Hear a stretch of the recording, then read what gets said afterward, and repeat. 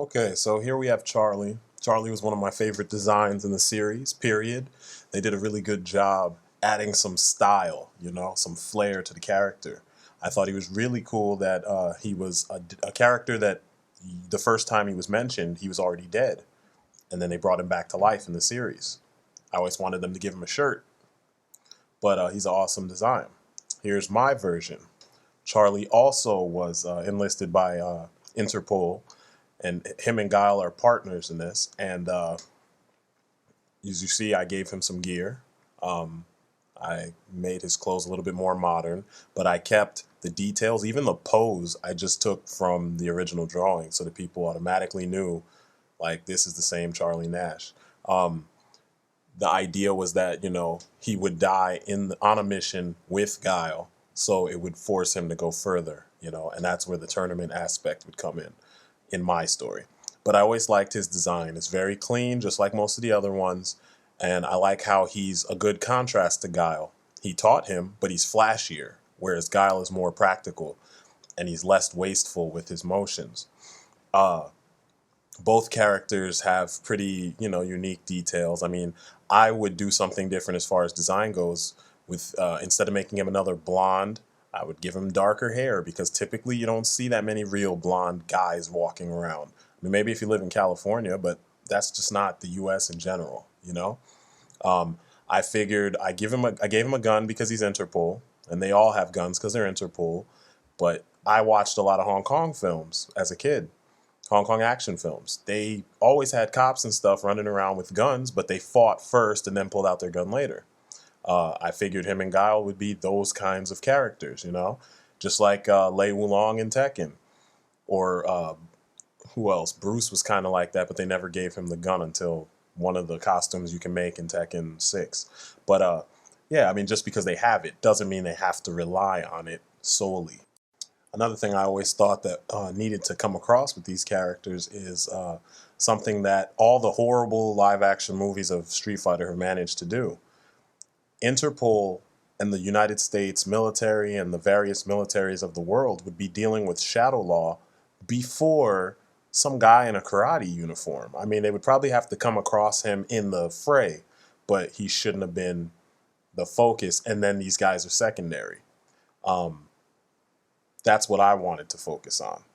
As you see, my Ultimate Bison looks more like a cult leader because in my imagination, I see Shadow Law as more of a cultish organization.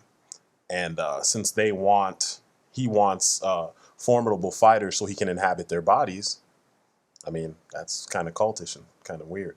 But his design was always slick, so there wasn't too much too much I needed to change from that.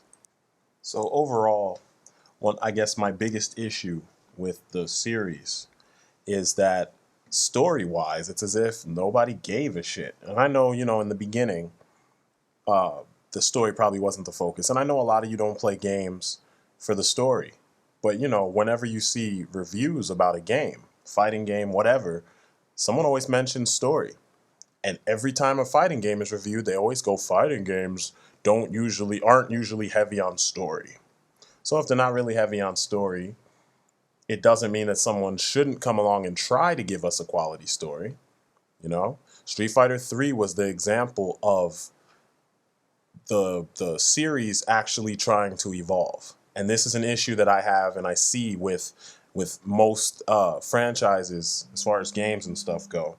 It seems that whenever the industry is ready to make a franchise evolve, the fan base is not necessarily ready for the property to evolve as well. Now, this sucks because if something's been around for 20 or 30 years, there has to be an evolution. It only makes sense because the people who read it in its first outing are going to be older in its, third decade of existence. Street Fighter 3 is an example of this. Every time something new pops up in Street Fighter, everybody bitches and they complain and they're like, Street Fighter should be like blah, blah, blah. And these are the same people who, for the longest time, didn't play these games because Tekken and because Virtua Fighter, that was the new shit, and they didn't play it then. Now they want to complain when when they were actually trying to make strides. And this is a hindrance because how can a franchise evolve if you don't let it? So I think that's why we're getting shitty designs and shitty combinations of characters and fucking pure fan service out the wazoo in all of these games from Capcom, because the fan base is complaining. Like the new Devil May Cry, people have been complaining about that, and they've only seen like 5 seconds of footage. More like a minute, okay? Sorry. But still, people are complaining because a new company, Ninja Theory, is trying to make that work. You know, Street Fighter 3, I think it fell to that same issue, and I want them to go back to this type of situation. They tried. New main character, new characters altogether, more edgy designs, you know? These designs, even though some of the characters are old characters, these designs actually seem to, I don't know, they worked. And I want that style of artwork.